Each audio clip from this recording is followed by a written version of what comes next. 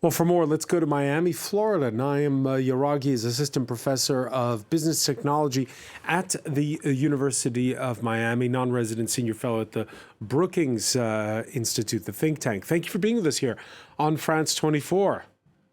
Thank you for having me. Where to begin is my question. There's so many angles on this story. First off, are those Twitter users right to worry that it might be the end? Some are even writing goodbye tweets. I think they're a little bit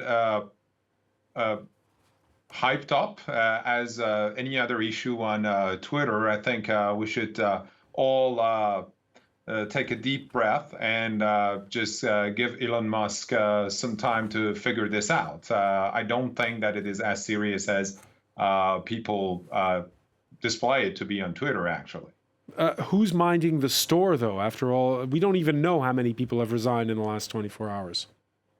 Yes, and this is interesting because we also have to consider the fact that there is a big layoff in other tech companies. Amazon just yesterday or the day before that announced that they are laying off 10,000 employees.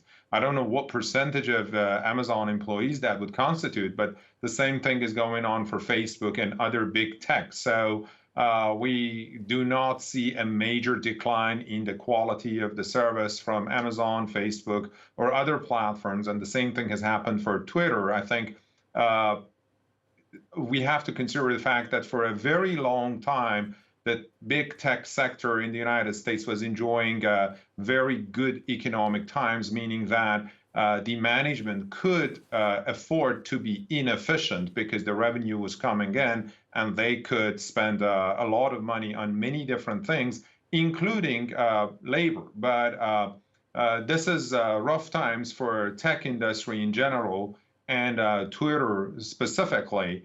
And I think during rough times, as any other industry or business, Twitter is shedding some weight. Twitter is, letting some of their employees that may have not been as productive as others go Yeah, in but order to focus its resources on the most productive ones. Niam, it's so confusing. I'll give you an example. The Bloomberg news agency reporting that Elon Musk is allowing some Twitter employees to stay remote with manager approval. That's according to an email that was sent Thursday to staff. So are they supposed to be in the office all the time? Are they not? Why are they quitting? Why this email? We're confused. Yeah, and I think Elon Musk would be the best person to comment on that. But again, looking from the outside, I can actually understand that there may be some policies, overall policies, but then there are some exceptions. So for example, at University of Miami, where I work, we are supposed to be teaching in person. However, there are some exemptions that could be provided to faculty under certain circumstances or special circumstances, allowing them to teach online. I think the same goes for Twitter. The policy seems to be that you have to work in person. Now, like any other rule, there may be some exceptions to But that. Niam, you agree with me? This comes on top of there was the blue tick is going to be taken away, then it's not going to be taken away, then you're going to have to pay for it, then we're going to take it away, but not now. We're going to take it away in a few months' time. Again, with each day, with each tweet of Elon Musk, it's a new policy. It is, and I wonder what percentage of this confusion is actually intended. Because think about it, France 24 right now is doing very good but free advertisement for Twitter, right? So creating this confusion could be one of Elon Musk's strategies in order to elevate the profile of Twitter. So the old Oscar Wilde line: "There's the only thing worse thing than being talked about is not being talked about," is what you're suggesting.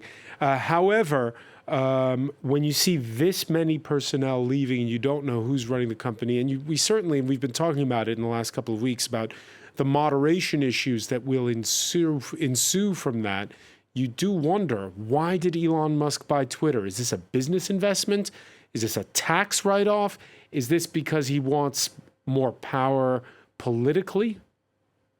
I think all of the above, and in addition to that, I would add the thing that it may be something fun for him. I usually am one of those guys who goes and spends things on things that do not make that much of economic sense only to have fun with them. And if I were a multi-billionaire, I'd probably do the same.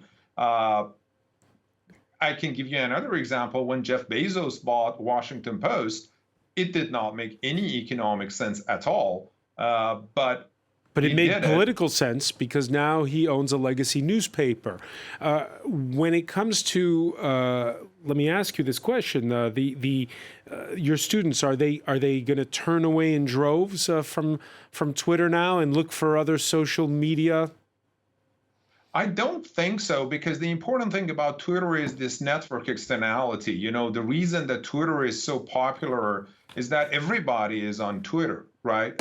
And if they turn around and go to some other platform, it will not be as that fun. And let me add, the other thing is that the research shows that when you post controversial posts or controversial content on social media, you are going to get the most interaction out of other people, simply because it's going to be very outraging to a group of people. So while people may be very angry, but they're going to spend a lot of time on Twitter. So I think those people who are most outraged by all of these changes that Twitter is implementing are also spending their most time on Twitter, indirectly helping Elon Musk. We'll see if the sponsors follow. Niyam Uraga, I want to thank you so much for joining us from the University of Miami.